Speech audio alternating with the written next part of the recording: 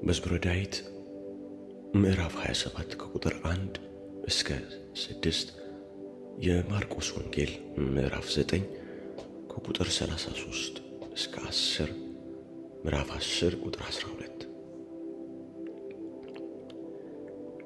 እግዚአብሔር ብርሃኔና መድኃኒቴ ነው፣ የሚያስፈራኝ ማን ነው? እግዚአብሔር የሕይወቴ መታመኛዋ ነው፣ የሚያስደነግጠኝ ማን ነው? ክፉዎች አስጨናቂዎች ጠላቶችም ሥጋዬን ይበሉ ዘንድ በቀረቡ ጊዜ እነርሱ ተሰናከሉና ወደቁ። ሰራዊትም ቢሰፍርብኝ ልቤ አይፈራም፣ ሰልፍም ቢነሳብኝ በዚህ እተማመናለሁ። እግዚአብሔርን አንዲት ነገር ለመንሁት፣ እርሷንም እሻለሁ፣ በሕይወቴ ዘመን ሁሉ በእግዚአብሔር ቤት እኖር ዘንድ፣ እግዚአብሔርን ደስ የሚያሰኘውን አይ ዘንድ፣ መቅደሱንም እመለከት ዘንድ። በመከራዬ ቀን በድንኳኑ ሰውሮኛልና፣ በድንኳኑም መሸሸጊያ ሸሽጎኛልና፣ በዓለት ላይ ከፍ ከፍ አድርጎኛልና።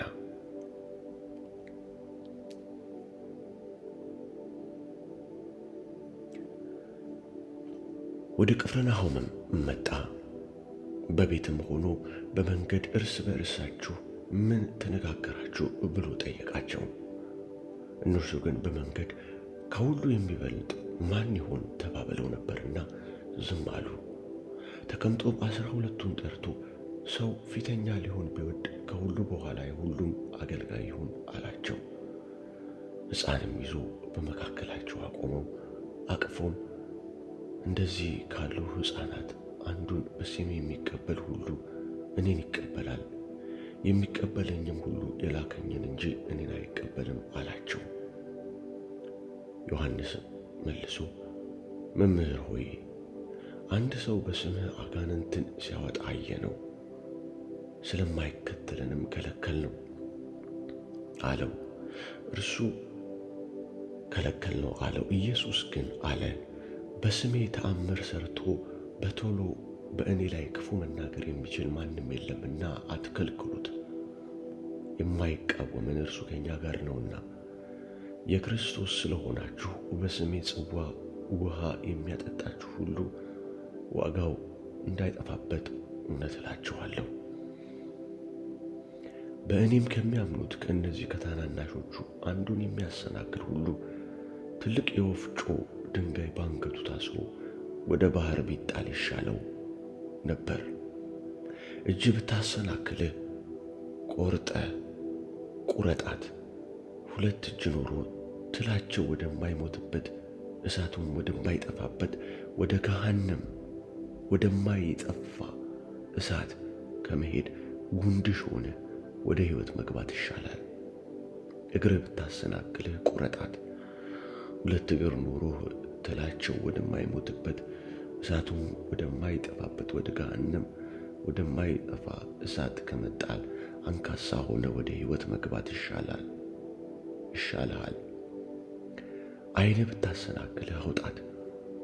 2 ዓይንህ ኖሮህ ትላቸው ወደማይሞትበት እሳቱም ወደማይጠፋበት ወደ ገሃነም እሳት ከመጣል አንዲት ዓይን ኖረህ ወደ እግዚአብሔር መንግሥት መግባት ይሻልሃል።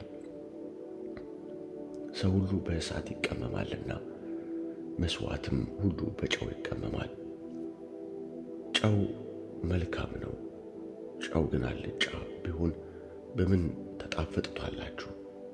በነፍሳችሁ ጨው ይኑርባችሁ፣ እርስ በርሳችሁም ተስማሙ። ከዚያም ተነስቶ በዮርዳኖስ ማዶ ወደ ይሁዳ አገር መጣ። ደግሞ ብዙ ሰዎች ወደ እርሱ ተሰበሰቡ። እንደ ልማዱም ደግሞ ያስተምራቸው ነበር። ፈሪሳውያንም ቀርበው ሰው ሚስቱን ሊፈታ ተፈቅዶለታልን ብለው ሊፈትኑት ጠየቁት። እርሱ ግን መልሶ ሙሴ ምን አዘዛችሁ አላቸው። እነርሱም ሙሴስ የፍችዋን ጽሕፈት ጽፎ እንዲፈታት ፈቀደ አሉ። ኢየሱስም መልሶ እንዲህ አላቸው፣ ስለ ልባችሁ ጥንካሬ ይህች ትእዛዝ ጻፈላችሁ። ከፍጥረት መጀመሪያ ግን እግዚአብሔር ወንድና ሴት አደረጋቸው። ስለዚህ ሰው አባቱንና እናቱን ይተዋል፣ ከሚስቱም ጋር ይተባበራል፣ ሁለቱም አንድ ሥጋ ይሆናሉ። ስለዚህ አንድ ሥጋ ናቸው እንጂ ወደፊት ሁለት አይደሉም። እግዚአብሔር አጣመረው፣ እንግዲህ ሰው አይለየው። በቤትህ ደግሞ ደቀ መዛሙርቱ ስለዚህ ነገር ጠየቁት። እርሱም ሚስቱን ፈቶ ሌላ የሚያገባ ሁሉ በእርሷ ላይ ያመነዝራል፣ እርሷም ባሏን ፈታ ሌላ ብታገባ ታመነዝራለች አላቸው።